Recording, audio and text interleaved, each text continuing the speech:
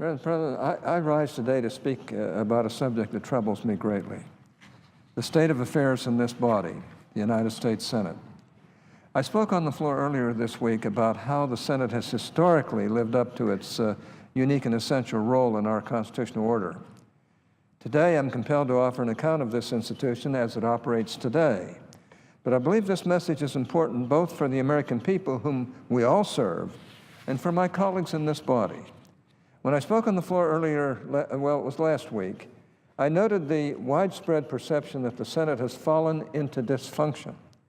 The pervasiveness of this view is striking among the public, in the media, and even among current and former senators of all political and ideological stripes. And it's true. The Senate is in worse shape now than ever before in my 38 years of service here. But we must properly locate the source of the problem if we are to have any hope of correcting it. Political discourse about the state of the Senate is so often dominated by those who call for the Senate to be more productive, more efficient.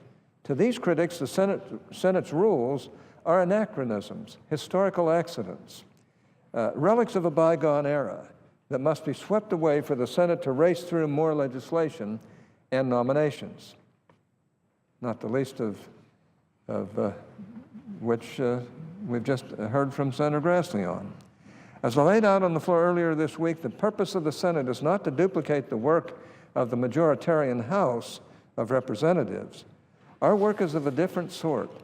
The Senate was designed to refine the unbridled passions of popular will, to apply considered judgment to produce thoughtful legislation aimed at the common good. Structuring a body of such a unique character occupied much of the framers' time during that hot summer in Philadelphia in 1787. And beyond the Senate's constitutional architecture, the body's rules, traditions, and precedents have developed over more than 2 centuries, not as flukes, but as means of reinforcing and facilitating its purpose. During the past 227 years, the right to debate and the right to amend have become the twin pillars that upheld the Senate's lofty purpose as a body of considered judgment. As Senator Robert C. Byrd wisely observed, quote, "As long as the Senate retains the power to amend and the power of unlimited debate, the liberties of the people will remain secure," unquote. Many of the greatest legislative achievements of this body during my 38 years as a senator were only possible because our open methods of deliberation and amendment. I think of my many partnerships with the late Ted Kennedy and others, Senator Harkin, Senator Dodd, Henry Waxman, you can name quite a few.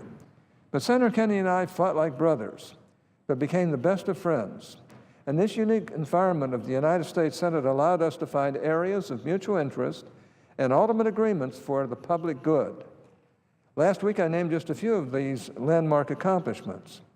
The 1981 budget, the blueprint of how we turned the economy around in the Reagan years, the 1997 budget deal in which we cut taxes, balanced the budget for the first time in decades, and created the state children's health insurance program. The Anti-Terrorism and Effective Death Penalty Act, a vital criminal law that curtailed the abuse of our courts, and the Religious Freedom Restoration Act, a landmark piece of legislation sadly attacked by many of my Democrat colleagues to gin up a phantom war on women to save their lagging electoral fortunes, but in reality, a bipartisan agreement that Teddy Kennedy and I championed and that passed almost unanimously.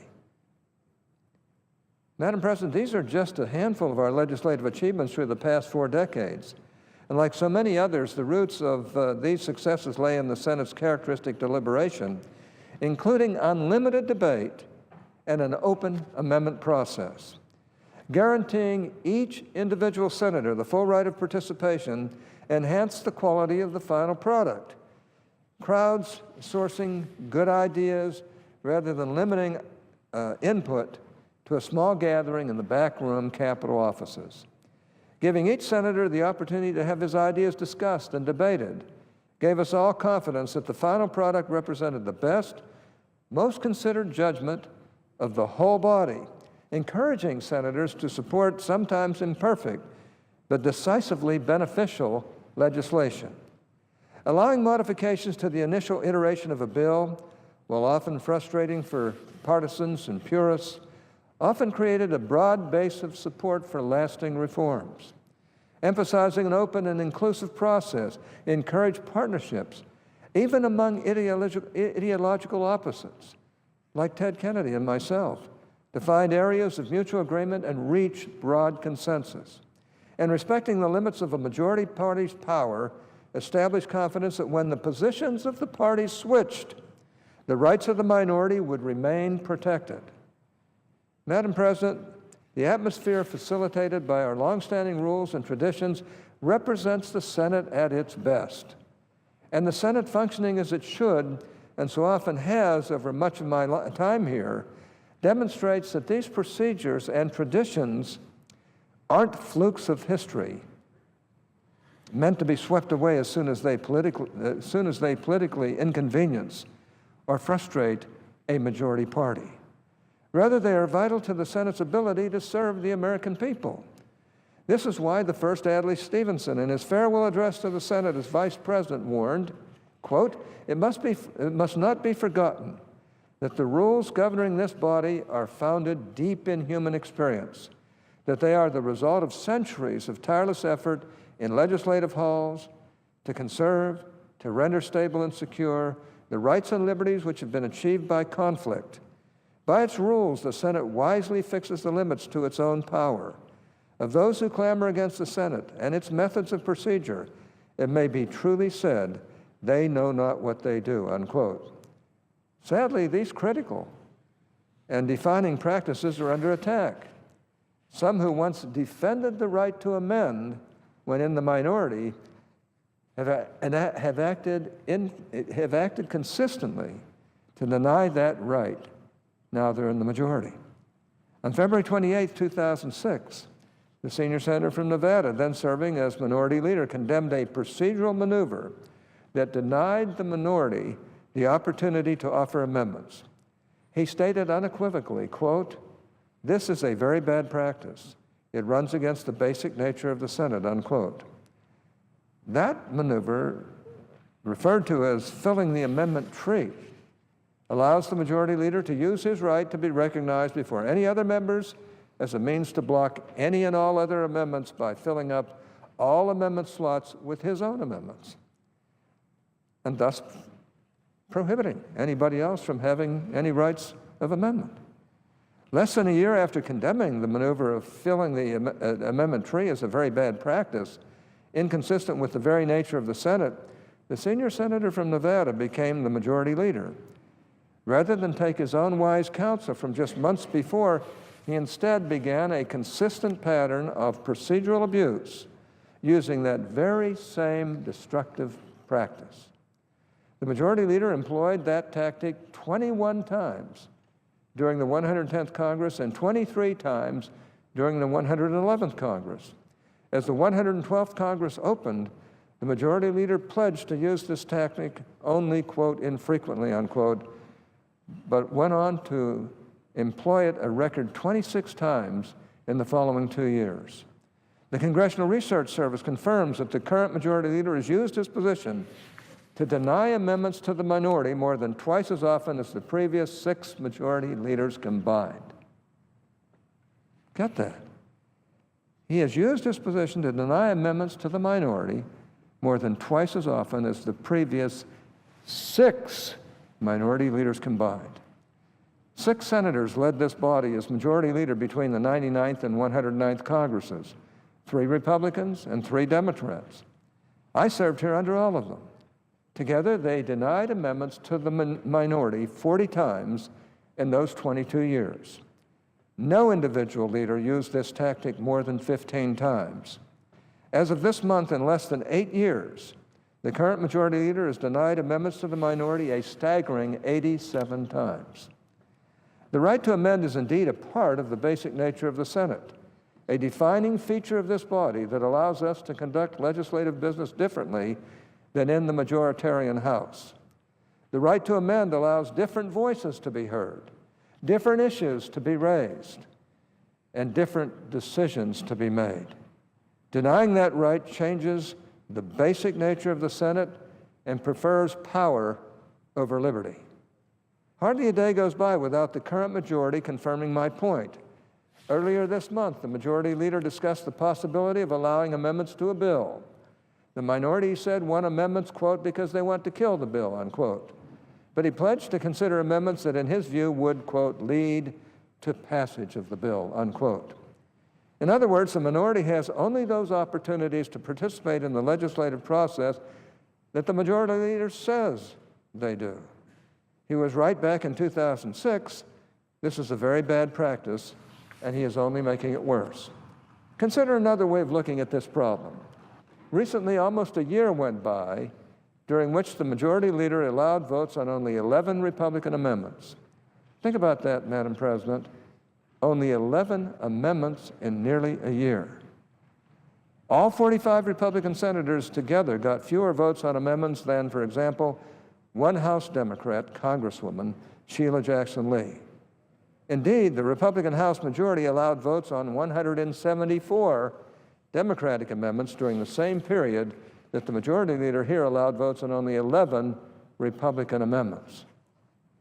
Why, there are senators who have been here 6 years and have never had an amendment of theirs voted upon. That's pathetic on both sides. The other defining feature of the Senate, the right to debate, is also fast becoming a thing of the past. This practice has been a central characteristic of the Senate for more than 200 years. And like the right to amend allows voices to be part of the legislative process that would otherwise be shut out. When I was first elected, this body included only 38 of us Republicans, even fewer than the threshold in our Senate rules to prevent cutting off debate. I know from long experience that the right to debate can often annoy the majority by empowering the minority.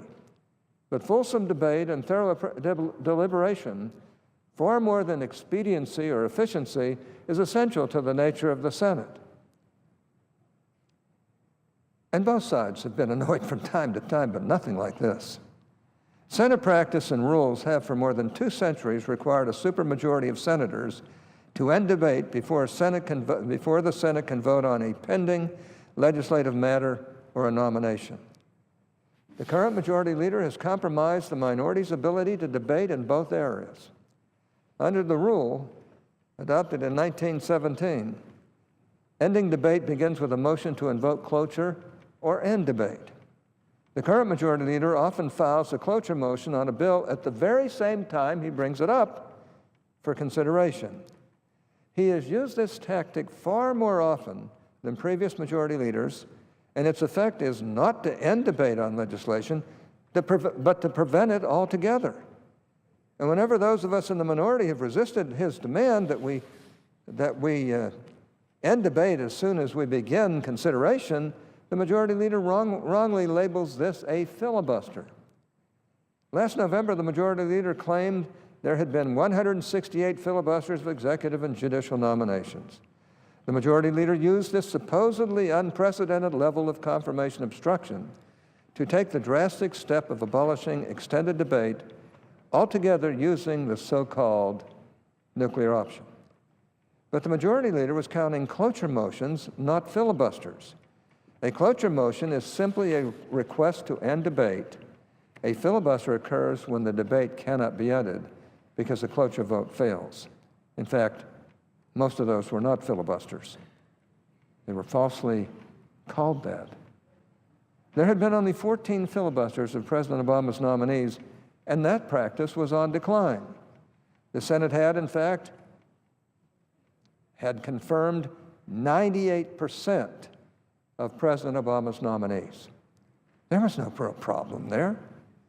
The majority leader's current opposition to filibustering Democratic nominees is simply impossible to reconcile with the 26 times he voted to filibuster Republican nominees. But even as destructive as the nuclear option has been, some of the less visible changes to the management of this chamber have proven just as damaging to the functioning of the United States Senate. Take the committee process, the primary forum for both deliberation and amendment. The majority leader has set a record for completely bypassing the committee process bringing most of the bills we have considered lately up in essentially final form, shielding them from deliberation and amendment on both the floor and in committee. In each Congress since he became majority leader, the senior senator from Nevada has set a record for bypassing the committee process. In fact, within 6 months remaining in this Congress, he has already used this tactic more in one Congress than any other majority leader. And what are these matters that the majority leader brings to the floor?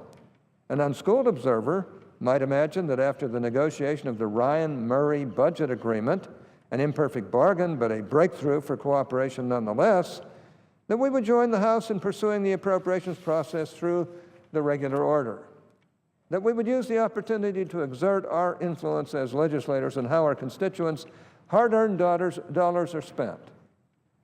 Instead, the majority leader brings up bills that have no chance of becoming law in order to score political points, to reinforce disingenuous narratives about a supposed war on woman or so-called economic patriotism.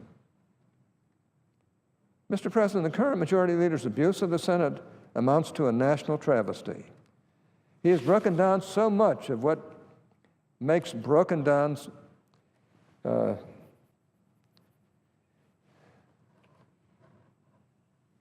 makes this institution serve the nation's interest in order to advance his own party's temporary political gain. Such a betrayal of the public trust is nothing short of tragic. To my 56 colleagues who have never served in a Senate when this body lived up to its potential greatness, we can indeed restore the Senate's rightful place in our constitutional order. This body can again be the source of great legislative achievements, born out of thoughtful deliberation and inclusive consideration. But this majority leader's slash and burn tactics are not the path to achieve these worthy ends.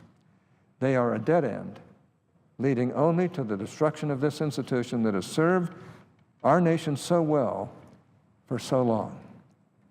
Instead, restoring the Senate will require us all, Republicans and Democrats alike, to stand up for the institution's rules, traditions, and precedents, and for our individual prerogatives as senators. Madam President, the majority leader is my friend, but I've got to say, these criticisms are valid, they're honorable, and it's about time that people on both sides of the floor start to realize that, hey, we can't keep going this way and still call this the greatest deliberative body in the world.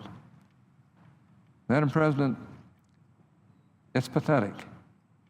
I think people on both sides know it's pathetic. And it's time for it to stop. Madam President, I suggest the absence of a quorum.